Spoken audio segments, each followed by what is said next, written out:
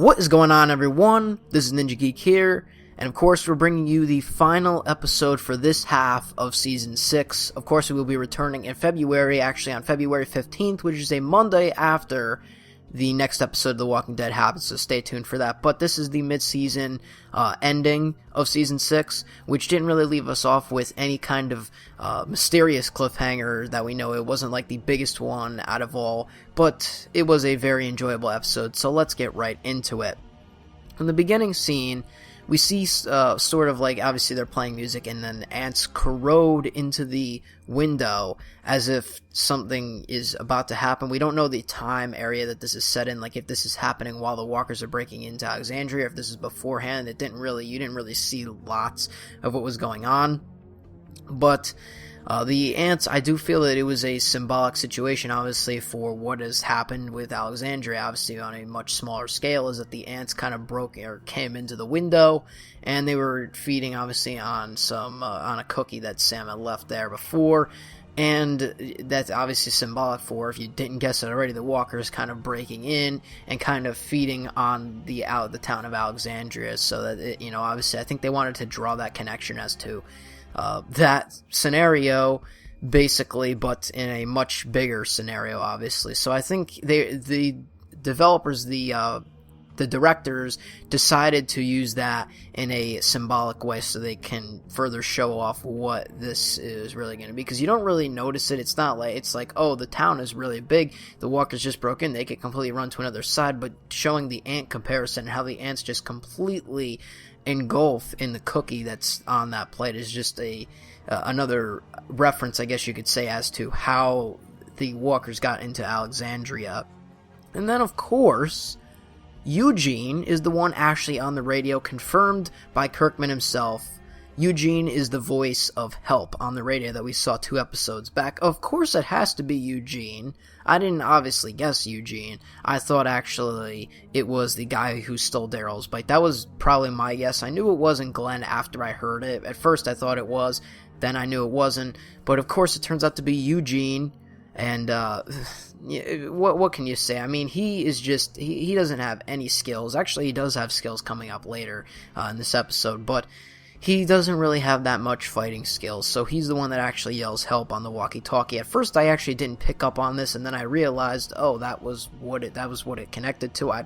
When it played at first, I was like, I didn't even notice what was going on, like that was anything to do with it, but it just shows the time connections dealing in with when Daryl actually calls for, asking Rick for help, or not for help, he just asks if, like, are you there?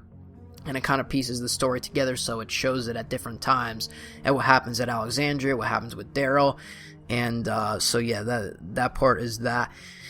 Getting on after that, Deanna finds out she is bitten. Of course, it is a mind-blowing thing, because you think Deanna just came into the series, she just started out in the series, and she would have been a great asset to the show. She was a great asset to the show. Her way of thinking was a little bit different at first and unusual than a lot of the characters on the show because of her answers and her way of going about things. She wanted to make Alexandria a community. Obviously, her way of doing things at first didn't work out, and then Rick helped her alongside make it a great community. And I feel that with Deanna's inspiring words to Michonne later on in the episode, and to Rick as well, and to everyone there, that they're kind of forcing and helping each other to become a better community. And in my honest opinion, I thought that Alexandria in this episode obviously was going to be overrun by that, but we didn't get that far in because there was a whole lot of other situations going on. But we did obviously see at the end what obviously happens, and we're going to talk about that. But, the way that Deanna goes out, we will talk obviously about that also at the end of the episode, so stay tuned for that. And one thing that I want to add in is all of this stuff that happened with Alexandria and the walls coming down because of the tower. Maybe, obviously that would have happened anyways because the tower was probably going to fall, but if Spencer was actually able to get out there and get a car or something, distract those walkers, maybe they wouldn't be in the situation that they are in right now, but you never know. Getting back to Deanna anyways, the way that she goes, or she first finds out that she's bitten after Michonne reveals her bite from the teeth, and then everyone just kind of like looks down, and Deanna isn't really shocked or anything by it. She's just like, well, shit. And I honestly, that would probably be the thing that I would do. The question for this week, I normally don't have questions like every week, but the question I guess for this week is, what would you say if you found out you were bitten in this type of scenario, this type of apocalyptic world? What would you say if that actually happened to you and you found that out? Would you be shocked? Would you cry? Would you do whatever? I think I would do what Deanna did. She didn't really seem to bother her at first. She knew that what was going on, and I think the situation just kind of took a hold of her, and she's just like, well, it is what it is. Next, of course, we skip ahead to Ron. Ron is the, I guess, kind of enemy of the show right now. As for right now, of course, we know that Negan has been cast, and we will talk about about him at the end of the episode, because there was a little showing of the future of The Walking Dead. But anyways, we'll get to that at the end of the episode. Anyways, for right now, Ron is the kind of person that everyone just kind of dislikes, I feel, and personally, obviously, I do too. He accuses Rick of being a murderer, which he is in some aspects, but he doesn't do it because he wants to do it. He does it because he has to do it. And then Carl immediately strikes back with, well, so is yours. Oh, damn. Carl just slapped Ron in the face mentally. Like, that was just a mental slap. I was like, oh, so a whole fight breaks loose. Ron couldn't handle it. I don't know if he's trying to kill Carl necessarily, or he doesn't know what to do with himself, so he wants to kill himself, but he seems like he just wants to kill Carl. Obviously, letting in walkers, but bringing a whole bunch of chaos to the scene that didn't need to be there. Ron is just a fucking dumb ass. Two words for him are those words. That's what I would pick for him, because he just completely ruined their chances of survival at that point. Obviously, you didn't know what was going to happen after that, but for that point, he just completely ruined it, because he had to go breaking a window because his rage fulfilled him. And you can definitely see his father in Ron. Of course, since Ron is the son, you can definitely see his father fulfilling him in that role of rage. We have known Morgan since the first episode of Season 1. Morgan has been the iconic character that everyone wanted back. He's been the character that everyone most loves, I believe. I mean, there's Rick and the other main characters as well, but Morgan, I feel, is the one that most people connected to back then in Season 1 and moving forward, because he wasn't the character that was always on the show. He was a side character, I guess you could say. He was there in the first episode. He was talked about a little bit episodes after that, but then he really came back in one episode in Season 3, and then we see him some parts in Season 5, and now he's back for Season 6. He's kind of that mysterious character where we didn't really know a lot about him. We learn a lot about him in one of the previous episodes in Season 6, which was an hour and a half long on TV. It was a bigger episode, so we get to kind of learn where Morgan's past was and how he found Eastwood. And speaking of Eastwood, about how his all life is precious statement goes along, I'm sorry, personally, obviously that's just not going to work out, because Carol knows after last episode that Morgan's hiding someone there, and she knows that it's pretty much a wolf, guaranteed, because it's just the way that it's got to be a person. You're not hiding anything in there. And Carol is really set out to kill the wolf. She doesn't want to kill Morgan, but she said she has to in terms of fear for killing this wolf, because obviously this wolf is no good, and we found that out obviously later on. But this wolf is just completely just sitting there, and we've obviously seen him before in the previous episodes. He's just you could see that he's up to no good and everything, and every single wolf is up to no good.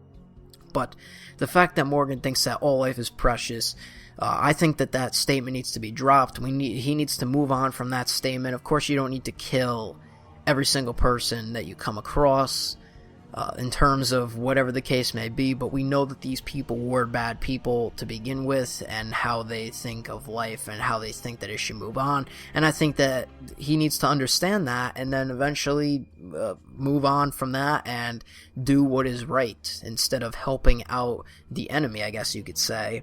Then we see a connection come back from Season 1, and I believe they had another part, I can't remember exactly, where they used Walker Guts to get through the city, obviously in season 1. And this is a big iconic moment in the show where, you know, we see this happening multiple times. I can't remember exactly the other times off the top of my head that they used this part in the show, but obviously the most iconic one was season 1, when they needed to get out of the mall and they needed to get through the street to a truck so they could get out of there, get out of Atlanta back into where they needed to be.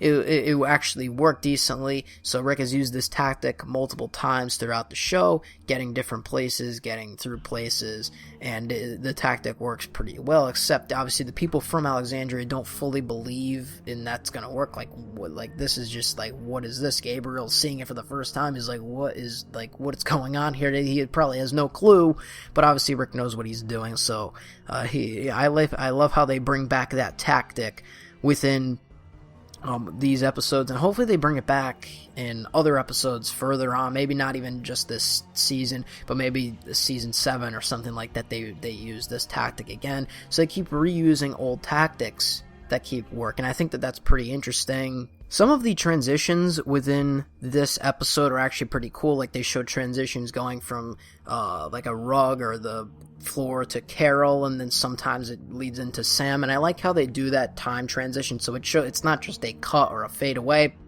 It's an actual pan on the camera up and keep going up into a further pan, so you can kind of see a time progression within there, so you can see what other people are doing across the town of Alexandria. And I like that effect on it because it just brings the effect of time moving on, and a feeling of time of how long they've actually been there, rather than just, oh, cut here, cut there. I don't honestly think that would have worked. It probably would have looked poor if they did that, so I love how they did the panning. I really thought, and especially since this whole episode seems to be revolving around Sam, and as we get into the end of it, you could kind of see how it revolves around Sam and his mind and how he's thinking. Towards the end of this episode, into the mid-season finale, or, well, obviously this is the mid-season, until the next part, obviously, of what Sam is actually going on in his mind and what he's actually thinking.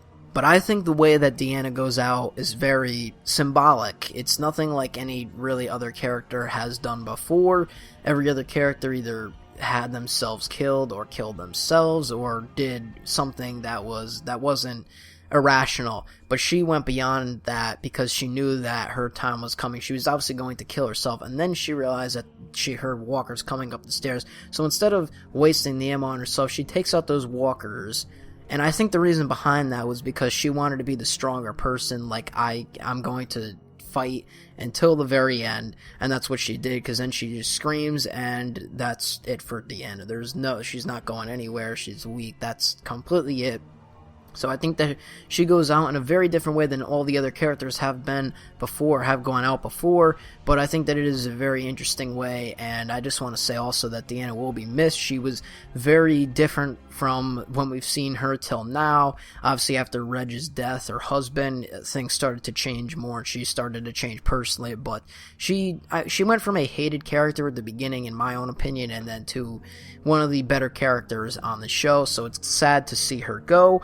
And then at the end, through the crowd of walkers, this is like the end part. Sam's just calling to his mother. Nobody's telling him to shut up or anything. He's just calling to his mother, like, you know, like, mom. Like, you would think that somebody would turn around and say, shut up, we're trying to get out of here alive, and you're just making all this noise. I mean, even the baby's not making noise except for Sam, and we kind of see it in a brighter kind of area, so I think that Sam's mind isn't really there yet. You could see the kind of lighting around where they are. Obviously, they're in direct sunlight, but just how the camera was positioned and they're moving along and stuff. So that's how it ends, and it doesn't really lead off into a whole lot. It's nothing like any mid-season that we've seen before. Like, if you think of the season 4 or the season 5 mid-season finale, that was kind of like a finish. I would say, obviously, season 4 obviously ended off with Herschel dying. The whole prison went down, and then it was kind of like, okay, now everyone needs to find each other again. It was kind of like a push. Season 5 ended with Beth dying, Emily Kinney, and everything was kind of like there, and they needed a push.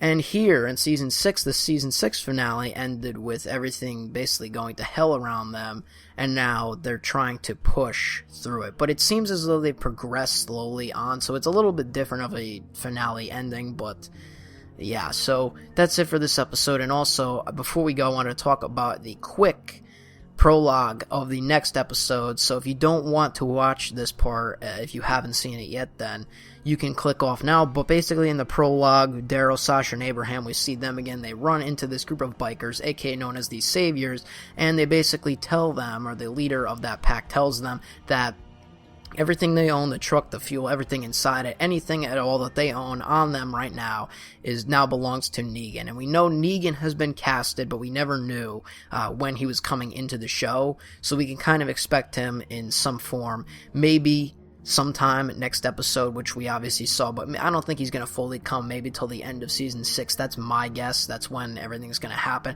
And then moving on into Season 7, because Season 7 has been confirmed, I think we're going to get more on Negan, and Season 7 is going to be the season of Negan. I think that's my own personal opinion, but we'll have to wait and see on that. But if you did enjoy, leave a like and subscribe for more content. Of course, this will be the last episode until February 15th, so stay tuned for that. We do these every Monday, so you can stay tuned in when the next half of Season 6 comes in. This is Ninja Geek. I'll see you whenever my next video happens to be. I'm out. Peace.